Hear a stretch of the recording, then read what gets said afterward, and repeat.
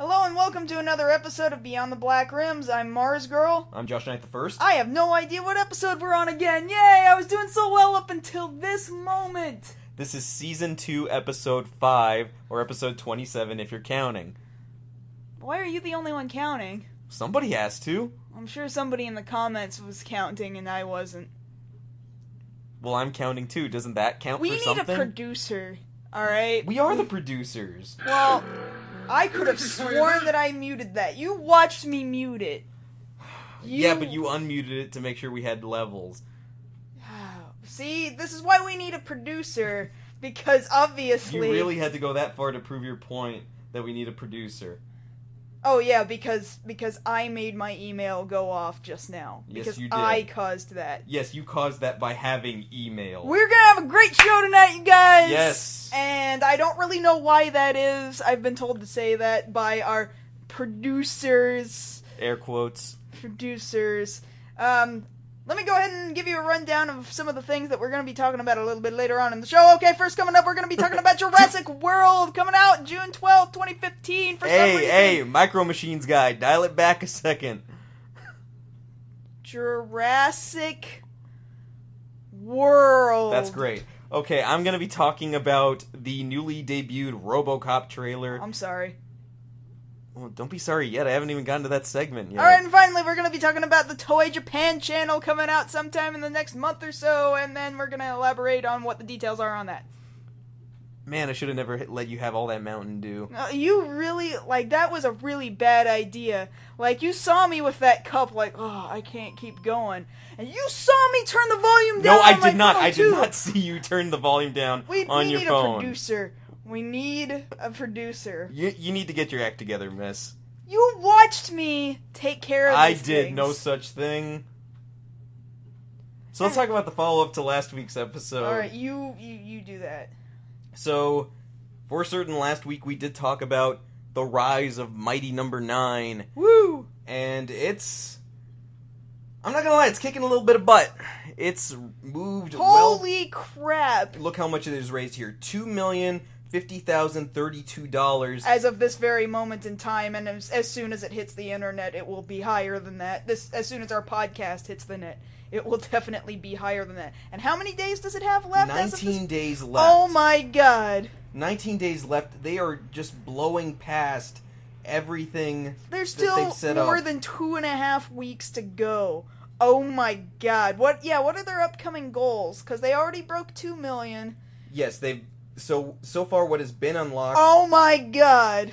2 more stages, a Mac Linux version, a new game plus and turbo mode, a documentary of making of, and bonus boss rush mode. So the next one is the one I was most excited about, the home console version. That's for PS3, 360, and Wii U versions. And that's not, in the grand scheme of things, all that far away at 2,200,000. Now, the thing to look at now is they've raised the bar to where when they hit 3,300,000, they will release Xbox One and PS4 versions of the game. So they will cover just about every console, save for handhelds, and they say they're working on a way to do that as well. Throw more money at it! Throw more money! You know what? I didn't do this last time. Okay, link me to that Kickstarter right now, and I'm gonna go ahead and throw some money at it right now, because I didn't get to do it last week on quote-unquote air. Oh no, we'll make sure that gets done. So by the end of the episode, you will have given to Mighty Number 9. Heck yeah. Alright. Man, it's just doing really, really well. Actually, why don't we do a second follow-up, because we kind of blew through that follow-up. Talk to me more about what you were telling me before the show started about Kamen Rider Gaim and things that the producer was saying.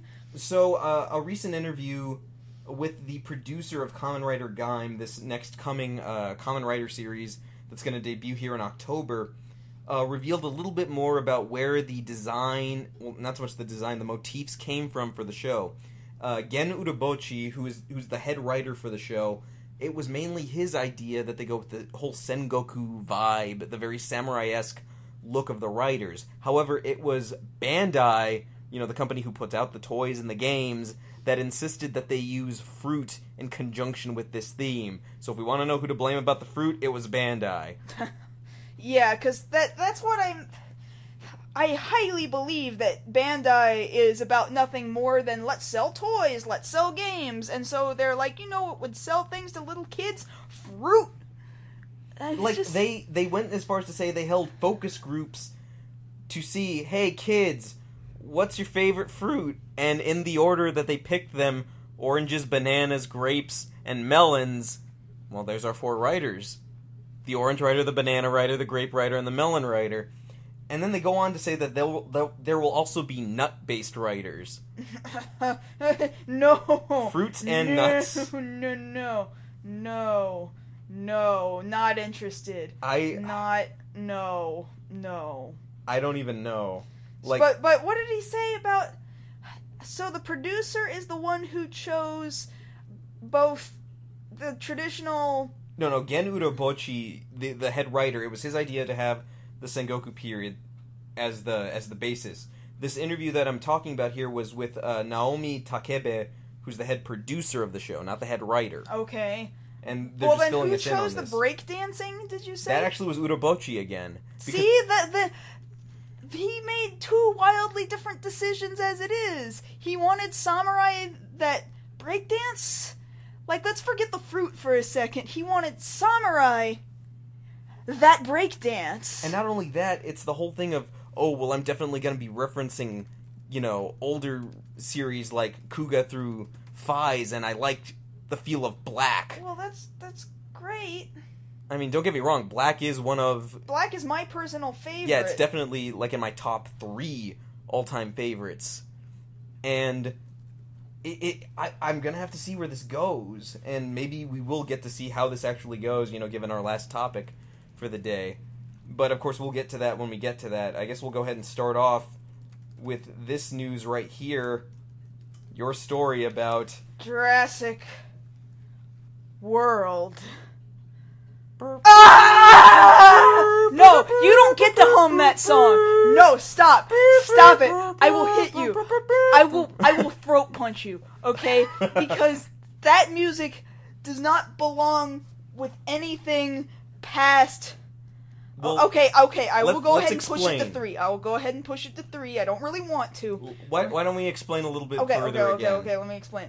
Alright, so Jurassic Park's 4th installment, Jurassic World, is coming out June 12th, 2015. In 3D. According to this article from the Associated Press, the sequel will hatch in 3D on June 12th, 2015.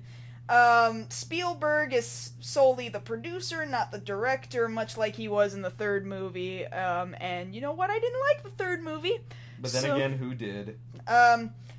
Also, then again, I think I disliked the 2nd movie more than I did the 3rd one, so I don't really know how to feel anymore. I never saw Safety Not Guaranteed. The director, Colin Trevorrow, is going to be the director of this movie. I am not terribly familiar with him personally.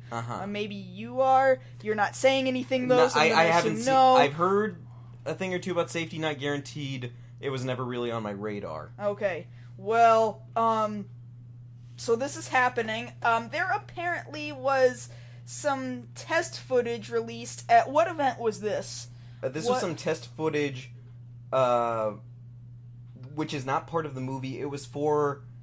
let me... or was it solely released at some press conference event for Jurassic World? It was actually... it was in Germany. At a Star Wars convention as part of... That's weird. Okay. Ian McCraig's presentation, who I believe is working on the movie. So this test footage, right? Alright, like, this was exactly my fears when hearing the title Jurassic World. I was like, oh my god, they left the island, didn't they? They freaking left the island, didn't they? Yep! They sure did. Now, granted, it's just test footage, but, you know, you can kind of tell the direction they want to be going in. Because, how was it you phrased it to me the other day? Like, they went full Sharknado? Yes. Look, because, okay, let me start off with, okay, you got you got this pterodactyl, right? And well, this flying dinosaur, I'm not sure if it's specifically a pterodactyl. Okay, well, really you can't call them flying dinosaurs if you're getting really scientifically specific, because pterodactyls, much like the plesiosaur of the water, you can't call the plesiosaur a dinosaur either because it's a water, and the ichthyosaur, you can't call it a dinosaur. Anyway, so this prehistoric flying lizard, alright? Okay, so it's flying around and being very, very CG. Now look, I get that a large hunk of the dinosaurs in Jurassic Parks 1 through 3 were CG. Also, in 1993, they looked amazing. And you know what? In 2013, 20 years later, I still think they look really, really good. Well, yeah, especially, despite, the hindrances of the time, that first movie really stands the test of time, how well, the T-Rex and the Raptors hold up, especially in that last scene, when they're right there, the Raptors are all biting at the T-Rex's neck, when dinosaurs ruled the Earth banner falls down, this big crowning moment. And that still looks good to me. Yeah, and the initial unveiling of the Brachiosaur. Yes. And there's this awe and mysticism about, oh my god, you've actually done this, and this is absolutely beautiful and amazing. Well, and they're moving like legit dinosaurs. Well, because it was two parts. It kind of transcended the fourth wall there when you think about it, because the characters in the movie are like, I can't believe you did it, and we as an audience are like, I can't believe you did it.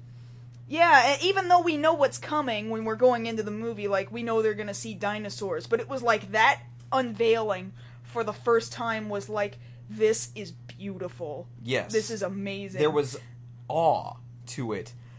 That was awe.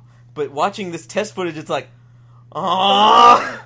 Well, it's a combination of two things, right? One, it's that, they got off the island, and now we're gonna have stupid scenes like in the second movie where the T-Rex drinks out of a pool. Alright? And then, to top that off, it's CG that is like Sharknado quality. Maybe a little better than Sharknado quality, but hear me out here. It looks like a cartoon or a video game in the way that it's moved, in the way that it's rendered. These pterodactyls are doing all these, friggin' Tony Hawk moves, and flip, flip, flip, flip, and it just looks too smooth and unanimal-like to me. I know that none of us here have seen a real dinosaur before, okay, let's get that out of the way right now. Just so you guys know, I've never seen a real dinosaur, in case you were wondering. However, let's think about this. In 1993 with Jurassic Park, they went through this whole full detail of, these things evolved into birds. They move like birds. They act like animals. They weren't trying to look cool or heroic or be a pro BMXer or, Yeah. They weren't shooting the movie to make the dinosaurs look cool, aside from them being dinosaurs, therefore they already were effing cool. Yeah, it was intrinsic that they would look awe-inspiring and kind of awesome. And the thing about it is, in this test footage, you've got this pterodactyl flying around, and the reason I say, it's going full Sharknado, is that they cut to these guys, especially this one dude on a surfboard, catching a wave, and then he's just snapped out of the water as the pterodactyl swoops down. And the pterodactyl doesn't, immediately eat him. And at first you think, it's probably gonna take him to, a nest with some other baby pterodactyls or something. And no, he just kind of is like, here, let's play a game of catch with this person. And go, flip, pass in midair. To some other pterodactyl. And that's it. And then we're given this, which I guess is now the logo screen of 3 different types of dinosaurs, which I believe that first one is still the T-Rex, right? Well, it could be the Allosaur or whatever the one in the third movie. The one they were referring to incorrectly is the Spinosaurus. Yeah. Well, yeah, it's that one. pointy beak one, bird-looking one, and then a human, and then, of course, the logo Jurassic World. And, of course, they're all displayed as such to where if you squint, and they're you not can skeletal see the structures. Okay. No. And then if you squint, you can kind of see the dinosaur head still. Yeah, but no. But it's not the same thing. No, it's like, and again, I made reference to the T-Rex scene in The Lost World. Okay. Yeah. Like, that was kind of jumping the shark. Now, granted, if you read the first novel... Yeah, I was about to bring that up. Yeah, if you read the first novel, yeah, the T-Rex got off the island. And I don't know that it was in... Where were they? San Francisco? San Francisco. I don't remember if it was in San Francisco or not. You know what? There are some things that some movies change from books that are totally okay to change. I will also minorly cite one scene in Hunger Games. I won't say which scene, but there was an alteration there that I was like, you know what? I'm glad you changed that. I know what you're talking about already, yeah. All I'm saying is that sometimes a change is for the good, and it just needs to stay that way. Because, oh no, now we've got a monster movie. Because that was the thing about the first Jurassic Park movie. What I was saying before about awe and mysticism, like, nobody has seen these things before. They're beautiful, but they're also scary. Not because they're out here to go, bleh, and then scare you, but because they're just doing what they would naturally do. You know, not to be dicks, but because they gotta eat, and that's what they did, and it just sucks to be a human because you have to outwit them rather than being stronger than them and intrinsically knowing how to stop these things that you've never seen before.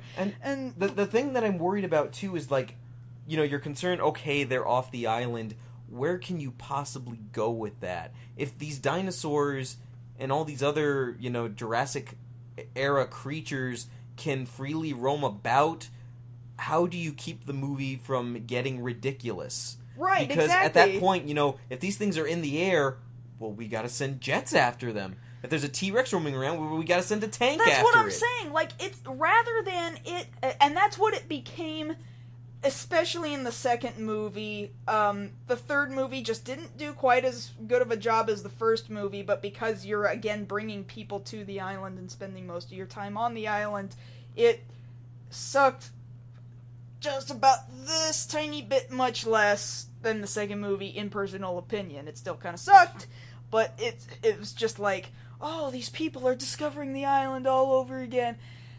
And it's like, it's no longer about discovery and about wonder and awe with a hinge on fear. It's now a monster movie. Right. That's not what Jurassic Park is to me in my brain. It's not a monster movie. But by taking it to heavily populated areas, such as in The Lost World, then it becomes like, oh, this is a Godzilla flick.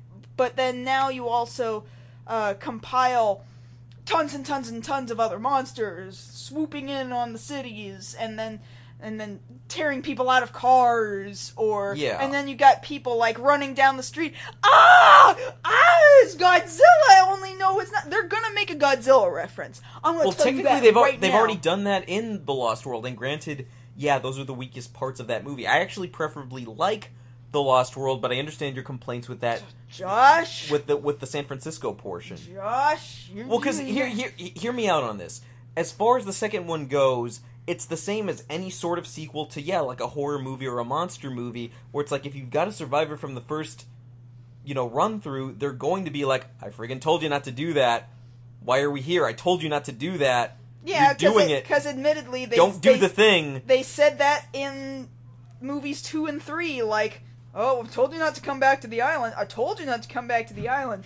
And then in the third movie, it's like, oh, why do you want me to go to the island with you? I mean, oh my god. Oh, now we're stuck on the island. Thanks, guys. Thanks a lot. This was a stupid idea. You know what? You're stupid parents and you have a stupid kid. Now we're on the island. Good job. Good freaking job. And like, is it not enough that it was like, good job, guys. This already happened once in San Francisco. Way to screw it up again. Like, who would do this a second time? Why would you oh, we want more money. Oh my god, was it not bad enough that one T-Rex went went crazy over San Francisco. And the thing about it here is, how do you contain the story? How do you tell this story? Because I don't see where the narrative is going to fit in necessarily. Because, yeah, you can throw some people in there and be like, oh, this is terrible, or oh, this is great. But, yeah, all that heart and soul from the first movie, it can't and less so and more, it can't exist. It cannot exist. And the sad part about it is that, I guess you could say only people who were around at the time it came out over the last, 20 years now would know what we're talking about, but newcomers, i.e. kids, are going to flock to this movie and be like, wow, dinosaurs, but it's not going to be the same. No, they're going to feel something, and that's fine. They can feel something, but it's definitely not going to be the same feeling that we felt. Well, kind of like with the prequel movies in the Star Wars series. Kids, around the time that it came out, had they not already seen the original trilogy, you can get attached to Star Wars off of episodes 1, 2, and 3, but come on, look at the kinds of movies they are in comparison to the original trilogy. They're 4, 5, and 6. They're just wildly different in cinematic style and storytelling, and I don't think that makes good story. And I don't think that makes a person an old fogey, like, oh, I like the original better. No, I'm not talking about which one is better. I'm talking about these are two different things. Yeah. You're gonna get attached to a Jurassic Park movie, but your reasons for it will be like, I love dinosaurs, not so much, wow, we're really, discovering these things. We're really being led through a journey. It's a different brand of storytelling. Granted, I think that the first one is better than the subsequent two, and most likely this fourth one. But that, again, is going to be personal opinion. Now, the thing is, yes, this is test footage. We still have a ways to go before we find out what the actual plot is, what the cast is going to be, if there is any sort of tie to the original trilogy, aside from maybe a cast member here or there. Well, we definitely can't have,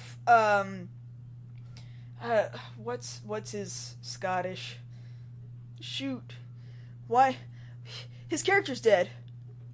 Oh, you mean, no, now you're making me do it. Oh my god, Hammond. I know the movie top to bottom and can quote almost the entire thing, and I couldn't remember the name Hammond. What? Oh my god, I need to kill myself right now. Don't kill yourself, we still have more show to go. Oh, alright, Hammond dies at the end of the second one, right? Yeah. Yeah, because they have that footage. Well, because basically I don't understand why any of them would come back in the slightest, and you kind of get this situation... Unless it's like, oh my god, now they're in my backyard. This is stupid. Why is it here? This shouldn't even be a thing. Oh my god, I gotta go shoot it now or something. But they wouldn't shoot it. What are you talking about? There's plenty of shooter to go around. Yeah, but Grant never actually hit a dinosaur with a bullet. Oh, that's true. She's like, they're coming through the glass! And then he fires, and then he misses all dinosaurs, and you just see... See, I fully believe Grant wasn't actually going to shoot the dinosaurs. I think he was trying to scare them off because the scientist in him didn't want to hurt them. See, however, that's the funny thing about that movie, too. That in a quote-unquote monster-esque movie, there really were very few guns.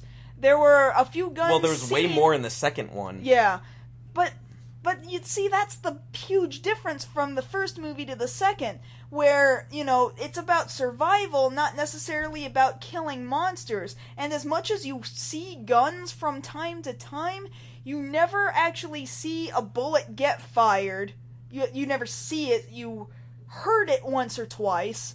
You never saw a dinosaur get hit with a bullet. Right. The one raptor that you assume gets killed at the beginning of the movie, you don't watch the raptor die. It wasn't about, oh, we gotta fight these things off. But in Jurassic World, what else could they possibly do? They're gonna have to kill some of them off, don't you think? Yeah. And that'll be a completely different sort of tone. And, yeah, it's not faithful at all to the tone or the I guess, yeah, the spirit of the original work. And that's, to me, that's sad. Yeah, that's disheartening to me. Man. Oh, I'm sorry, you really did get sad. Well, yeah, it's a little sad. Well, not just that, but the next topic isn't too much better. All right. I'm sorry. Sorry this had to be a lead into something else equally as bad, if not worse. Well, let's talk it through. So this next section of tonight's show, we're going to be talking about Robocop. Oh my god. The god. new Robocop, not Oh my god. the classic Paul Verhoeven, you know, dead or alive, you're coming with me, creep. You know, Robocop that I grew up knowing and loving. This is the reboot coming out this next year on February 7th. New cast, new feel, very much new feel. And yeah, the trailer just went up this past week, so, you know, it's fair game to talk about. And really, when this project was announced, yeah, I'm not gonna lie, the first thing I thought is, why? Do we need a Robocop remake? Because I think what I like so much about the original... Hollywood has a remake sickness. Let's just get that out of the way. Well, because remakes, to a certain extent, are easy. You don't have to spend an incredible amount of time or effort. You don't have to think. Yeah, you have to think very little. It's like, okay, I've already got my basic design and plot set up. I just have to change this, and this. And then, you know, send it off to go get done. But the thing I like so much about the original is that, all things considered, compared to other movies that are set in the near future, I really think that one's held up the best. Despite a few differences in technology advances, the Detroit that's depicted... Pretty accurate. Yeah, it's pretty accurate to what Detroit looks like now. One thing I heard on one of Nash's recent broadcasts, actually, because he was talking about this new Robocop himself, and he was saying, you know what's funny is that people who watch it now and didn't watch it back then might miss the part where these companies, these big business corporations, were being painted satirically at the time, and yet it's like real life really has turned out to be exactly like what Robocop depicted. Right, it's kind of like how people get freaked out by Orson Welles' 1984, and that you see those overtones seeping into how actual life for us works. Right, exactly. And that's a little scary. Yeah, of course. But, of course, you know, we've got this new movie coming out, and right from the get-go, the director said that he wanted to take this more in the route of going into what Robocop, the original Robocop, didn't cover, which is really what's the focus on, you know, man versus machine. How much of the man is in there versus how much, you know, machine he is. You know, really, that debate of, I guess you'd call it cyberization, because he is a cyborg. Yeah, but we don't necessarily get that sort of a feeling with this trailer, right? Like, it looks like a dude wearing a suit rather than a dude being mechanized. We're gonna walk through it real quick with you guys, because, yeah, it's something to be compared. Like, yeah, cast names are still the same. We've got, you know, Alex Murphy, our cop, who will eventually be Robo. He is injured in the line of duty. That much is the same. The major difference here, and I think this is something I don't know that anybody's talked about yet, is that whereas in the first one he is on assignment, really his first assignment at the precinct, and going out with his partner, he gets mortally wounded very brutally by this gang of thugs who, you know, are looking to run the city, one of which is like Eric Foreman's dad from that 70s like, show. There was no shame in just how much gore they put into this movie. Right. This man got shot to hell. Quite literally shot to hell, and then brought back as this kind of Frankenstein creature when you think about it. And even the makeup as such depicts him that way. Like, no, we brought this thing back to life. It's not really... They really did put the Robo in RoboCop, but here there seems to be more of an emphasis on the cop part, i.e. the human. Because whereas Alex Murphy in the original gets hurt in the line of duty, you know, blown to smithereens, right arm shot off and all this... Car bomb! Yeah, this time it's a car bomb. And then which he's is just very gone. Like, impersonal. And it makes me wonder, because that's the thing. well, unless he was, encroaching on somebody's turf, and then they're like, alright, we need to make sure this guy is taken out, and they're specifically like, this cop right here is busting our chops too much, and we don't like him anymore. Like, they're gonna have to really prove to me that he got his car targeted for a very specific reason in order for me to feel like it carries the same weight even in the slightest, which will be difficult because of the huge rating difference between original RoboCop and this RoboCop. Let's not kid ourselves. RoboCop originally was rated R. This very much looks like it's shooting for a PG-13 viewing, and whenever, remakes end up that way, there's a noticeable difference in tone. And here, when you compare it, the original very much had this undertone, or not even undertone, it was right there in your face, of revenge. This Frankenstein creature brought back to life is eventually faced with, I need to hunt down the people who put me in this position. And you see that the human part of him wants revenge while using this robotic body. Whereas here, there's so much of an emphasis on him still being human that even though they're running these lines to us of, oh, well, we're just giving him, a fake visage that he's still making decisions, he's still very much not a robot to me. He looks like... Well, yeah, because doesn't he even have a line of, like, what did you guys do to me? Or something like that. Whereas in the original, he can't question it. Yeah, his humanity is gone until someone is able to, like, bust it out of him. Whereas here, he still very much has his humanity pretty much throughout this trailer, and there doesn't seem to be an arc there. Right. Because that was the arc of the first movie, it was revenge, but at the same time it's getting my humanity back from being nothing more than this creature that a company made.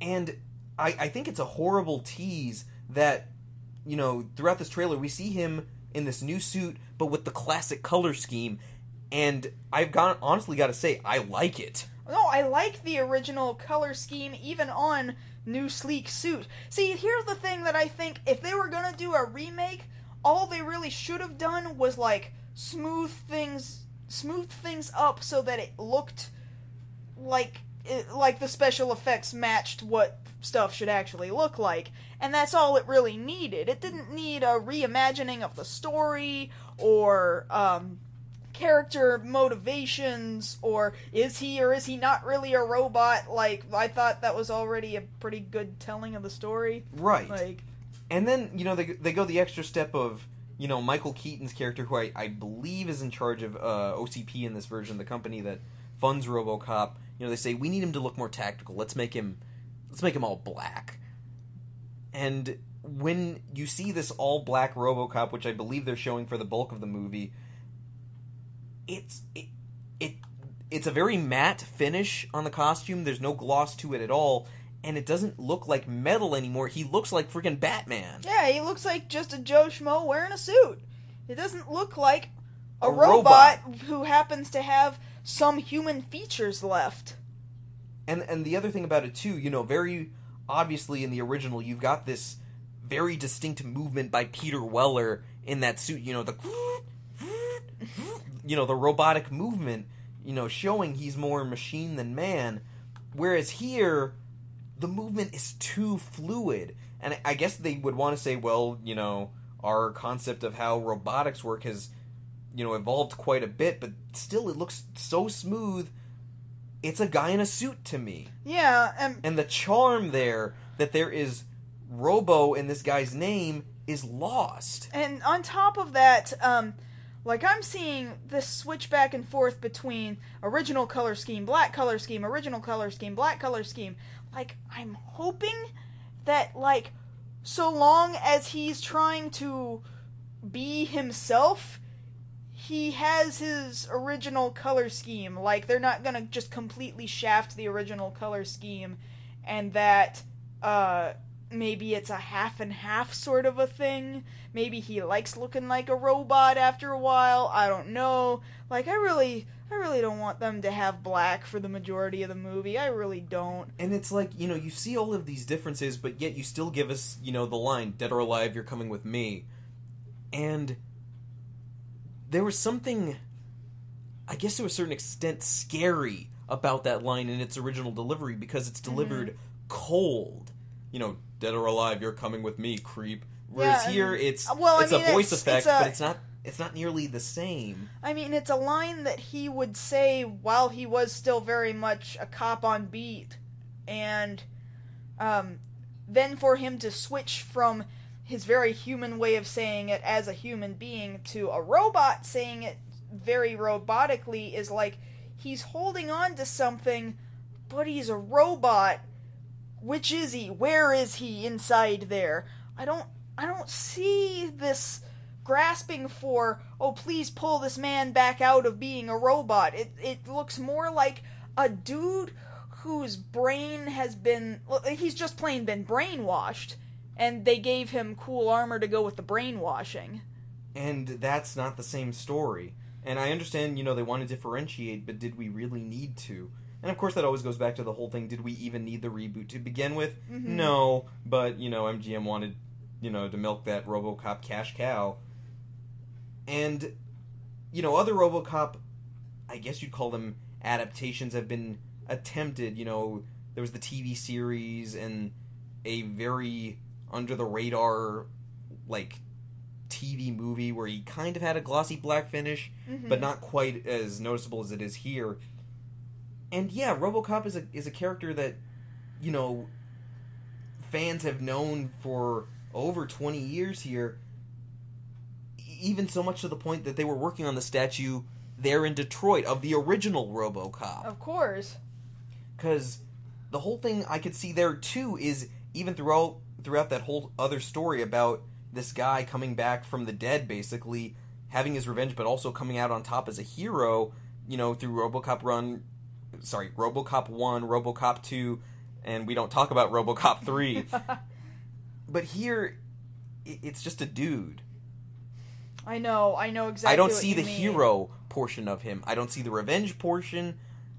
I see Flash again. Well, I see where revenge could come in because he just kind of looks constantly pissed off to me, as opposed to being a robot who doesn't have emotions until he figures out, oh, I'm not just a robot. And there was kind of that forlornness, too, to him in the original of, you know what, we reprogrammed you, you're a cop, stay away from your old family, and yet he's constantly creeping around in his police cruiser, looking out the window and having these flashbacks, whereas here, it's very much the opposite of his wife coming back to him as RoboCop. You need to talk to your son.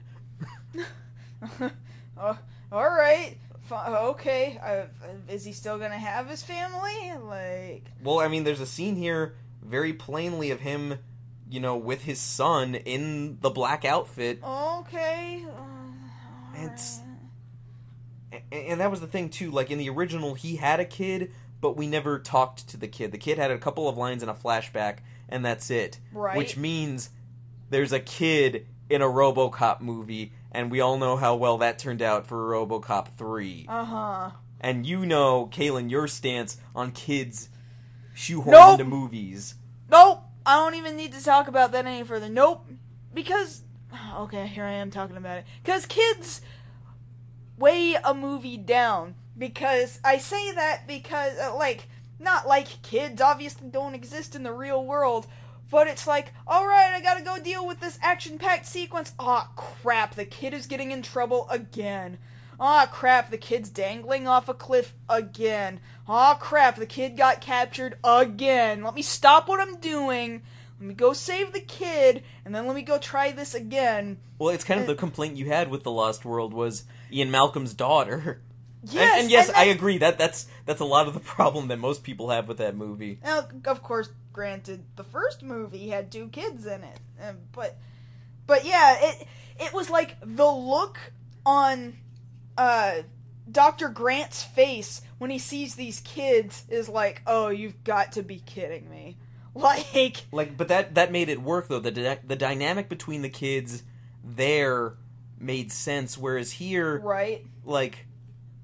Do we really need the whole, why is my daddy wearing a Batman costume? How much weight is that going to bring in? A lot if it's a heavy costume.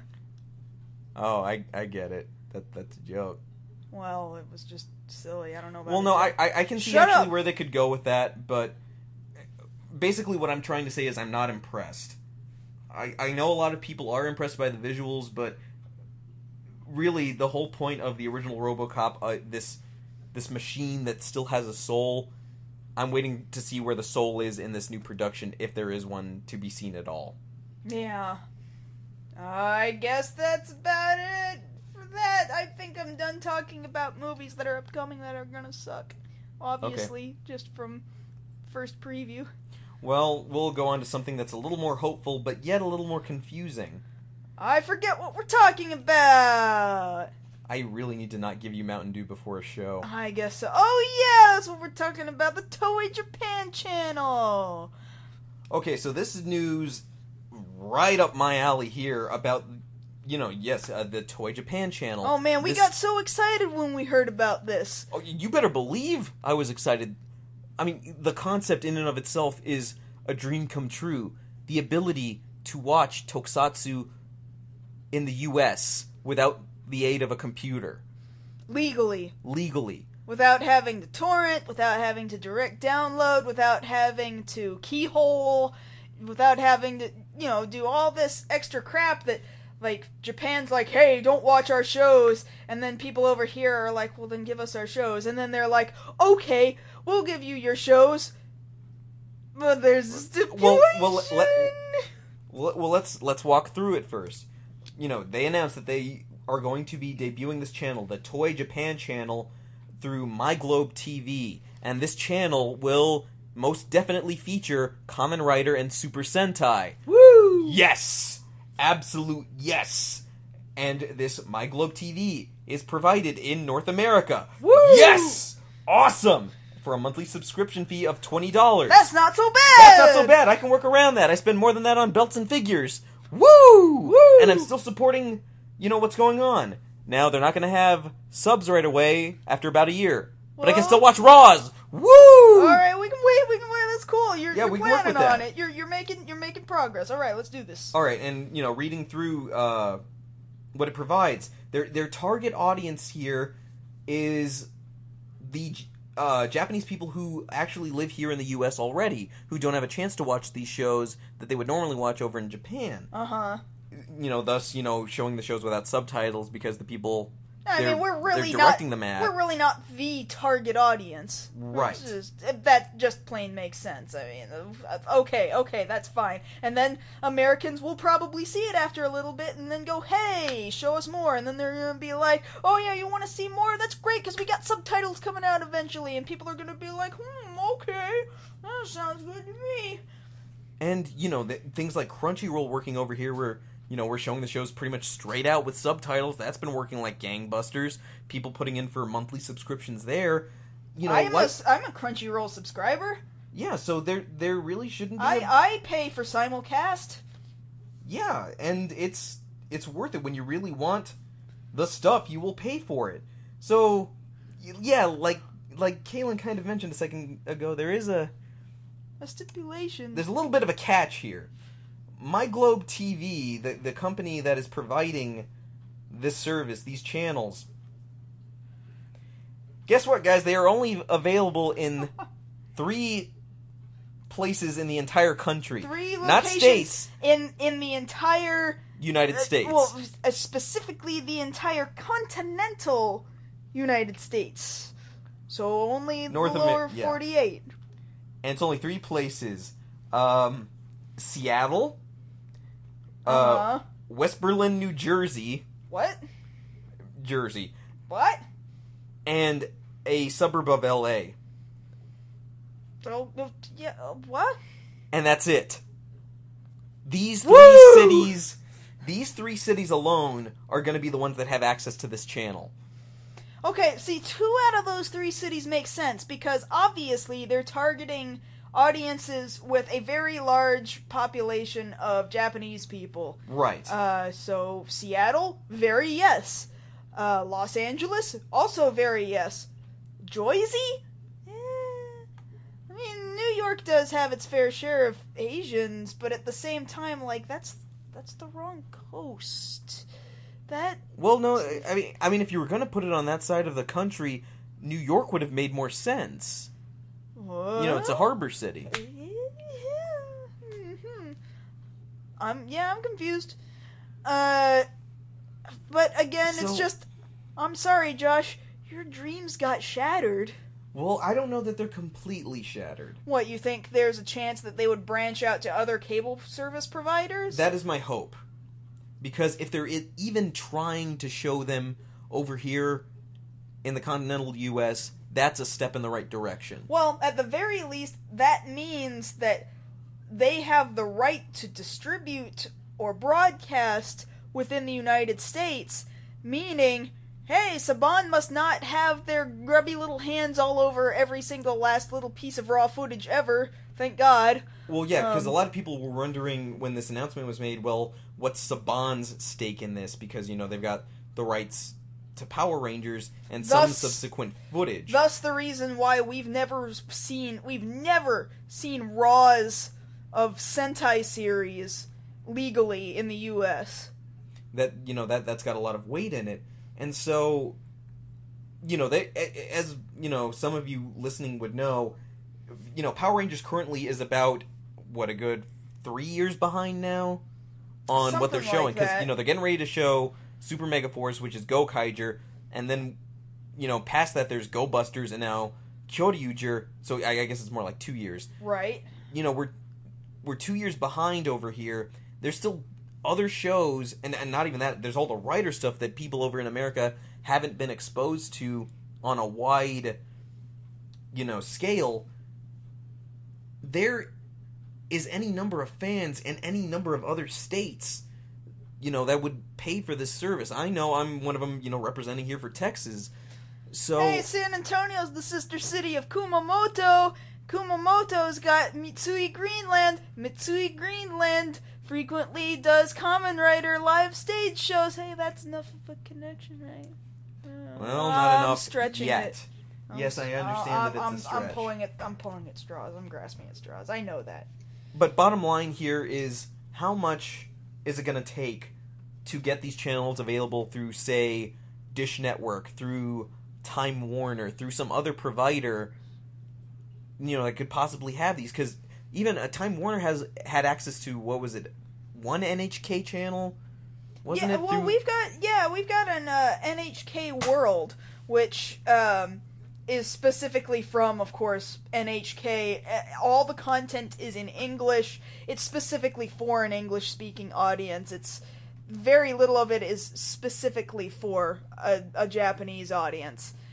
Some things are subtitled. Most of it is Japanese news anchors speaking in English, telling you Japanese news. NHK World is not really... And it costs a lot of money just to get that package, or the Asian language package, depending on what cable service you use. I should know, I paid the money for it, and it was quite expensive, just for that one channel. To me, it was worth it. But I just couldn't keep up with it. And the funny thing is, you know, it came with a package. It was that and like 2 other superfluous channels. And here, you know, the package deal for $19.99 a month, you would get Toei Channel Japan, and you would also get a channel called Fishing Vision. Oh, alright. Okay, I don't know what those two things really have to do with each other, but, you know, great. But really, I believe... They have to believe that there's a wide enough audience over here to even think about starting to do this, and now that they're launching it this month, there has to be some sort of turnover, otherwise they're not going to see some sort of payoff for trying to put a channel over here in the first place. Right. So, when are they going to get it, you know, through their heads that, hey, other people in other states and other cities would want to pay for this service? Mm-hmm. Well, I'm sure they'll figure it out when and if they see the numbers meeting or surpassing the viewership that they were hoping to achieve when they launched this channel. So really, here's what I'm thinking. As far as this channel is concerned, really, it hasn't debuted just yet. But what I would want to think would happen is once we see what they're actually providing, you know, what shows and when, And if people can find out what they're showing and when in these specific cities, Seattle, LA, and the city in New Jersey, what would then, I think, help the most is not so much, do an online petition, but, do like American fans do. Call up the company, send emails to Toei. Call your local cable provider. And ask for this service. And say, yeah, I'll put down the $20. Are you going to provide it? Because in this, as everything else, money does the talking. I'll do it. I will personally spearhead this project. Because if it can offer thousands of fans here in the continental U.S. the opportunity to watch these shows without having to worry about going through some other means, that would be incredible. Because I saw a whole bunch of people, even over on M this past week, who were like, what the hell? I would pay money for this. And then a whole bunch of people who don't even live in the U.S., they're, why are you only providing it in the U.S.? I would throw money down at this right now. People don't necessarily want to be going through fan subs or downloading things otherwise illegally. They want to be supporting it, but Toei's not letting them. And that's really about all I have to say about that. But it's the thing, Toei has to finally, like I've been saying for so long, realize that there are people here in the U.S. who want their products. Of course. After all, people have been purchasing their toys, and it looks like from time to time they seem to recognize that we're buying their toys, therefore they release a toy that, why are you releasing this? This didn't even come out the show didn't even come out in the States, but cool, yeah, I'll buy it now. Specifically with Fig Arts, they released Jetman figures over here through, I believe it's Bluefin and Tamashii Nations, the company that distributes over here. Nobody's seen Jetman over here. Nobody knows those characters, so why would you sell them to Americans? It really seems like Toei is testing things. They're testing things very slowly and even then, very it's like, strangely why is small and sporadically. But... And even then, I think it's worth noting the amount of English now on the boxes for these, these figures, these deluxe roleplay items, has increased dramatically. I would say over the last 5 years, definitely from, I guess from like Den-O Kiva-ish up to now. Mm-hmm.